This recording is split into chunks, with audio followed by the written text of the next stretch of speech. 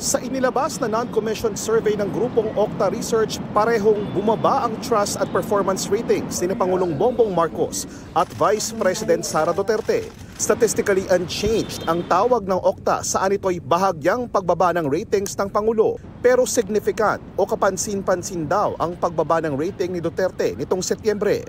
Bagamat karamihan ay nagsabing tiwala pa rin sila sa Vice Presidente, pero bumaba ito sa 59%. 6 percentage points na mas mababa kumpara sa 65% noong Hulyo. Base sa mga nakaraang survey ng Okta, downward trend o pababa ang trust rating ni VP Sara mula March 2023 kung kailan nakakuha siya ng 87%. 69% naman ng mga respondents ang nagsabing tiwala sila kay Pangulong Bongbong Marcos.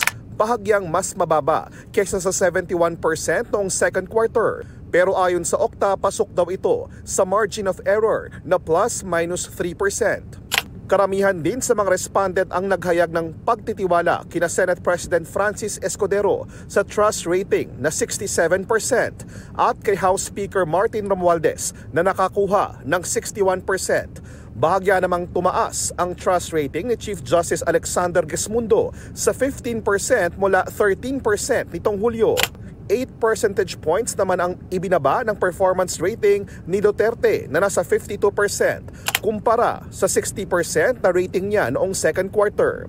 66% naman ang nagsabing nasisiyahan sila sa pagganap sa tungkulin ni Pangulong Marcos. Bahagyang bumaba mula sa 68% noong Hulyo. 65% naman ang nakuha ni Escudero. Mula naman sa 63% itong Hulyo, bumaba sa 62% ang mga nagsabing nasisihan sila sa pagganap ni Romualdez, habang tumaas naman sa 14% ang performance rating ni Gesmundo. Si Escudero nagpasalamat sa tiwalang ibinibigay sa kanya at sa Senado. Patuloy daw niyang pagbubutihin ang pagsisilbi sa bayan kahit mataas o mababa man ang resulta ng survey. Sinusubukan pa naming kunin ang reaksyon ng iba pang opisyal. Ito ang unang balita. JP Soriano para sa GMA Integrated News.